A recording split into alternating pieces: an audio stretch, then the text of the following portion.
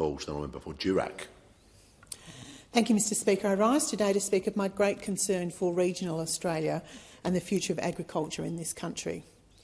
I recently joined my colleagues from the Coalition Agricultural Policy Committee to do what the Prime Minister and his Agricultural Minister have failed to do, and that is that we actually listened to the West Australian farmers impacted by their decision to phase out live export of sheep. I joined the committee first in Merredin and then in York, and it was so great to hear from so many locals who came to make their voices heard and to tell us how this reckless decision has affected them. We heard terrible stories of farmers being forced to leave the industry, to sell their sheep at a loss, or worse yet, having to kill their animals and to bury them due to the crisis in the domestic sheep market. The Albanese government has fundamentally failed these communities, my communities. They have failed to listen or to consult, and now they refuse to release the report which was meant to detail the future of this industry.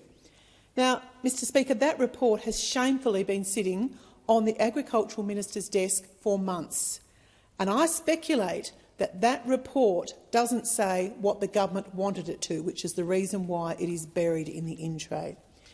The arguments to abolish the live sheep export trade are not based in fact, and I believe this decision is simply a method to win metropolitan votes from the Green political party. Let's be clear, this is nothing to do with animal welfare. The WA hearings highlighted the necessity for farmers, young and old, to get organised and to share the reality of the industry today, particularly with urban voters.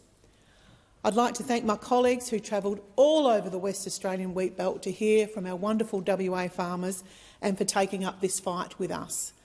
I'd like to particularly thank the chair of the committee, the member for Grey. During the hearings, the member for Grey highlighted the extensive list of this government's attacks on regional Australia. These range from the abolition of the live sheep trade to cuts on infrastructure to the introduction of new taxes like the biosecurity levy and, of course, more recently, the family car and ute tax. With these actions, it appears that Labor has forgotten the fundamental importance of agriculture to our nation's prosperity. So many decisions they've made are making it harder to produce food and fibre in this country.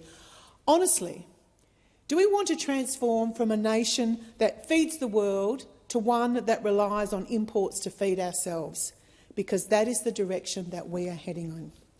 And those opposite, they just seem oblivious to the harsh realities of what it's like to produce in regional Australia. Take, for instance, the long period of rainfall deficiency that has decimated so much of my electorate.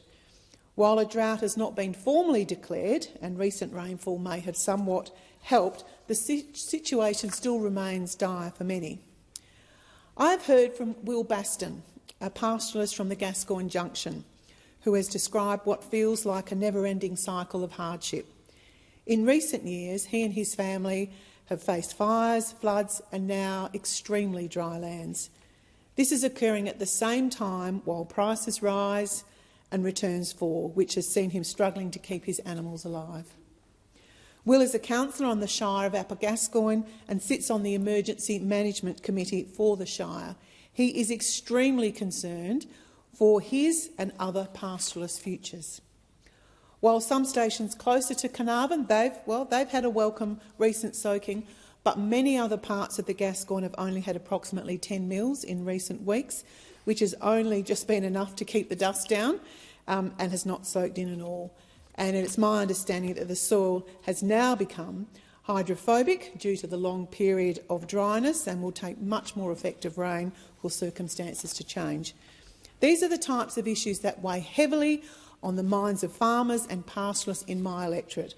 Dealing with the natural environment is hard enough, both professionally and emotionally, and yet this Labor government demonstrates again and again that it wants to make the regulatory environment harder still. The agricultural industry sustains not only our national economy but also our way of life in the regions and in the cities. So I say to this government, Come and listen to the communities that you are hurting. Start with our WA farmers and all of those different businesses in the supply chain. Maybe then you will realise that you need to have policies that support, not hurt, regional WA.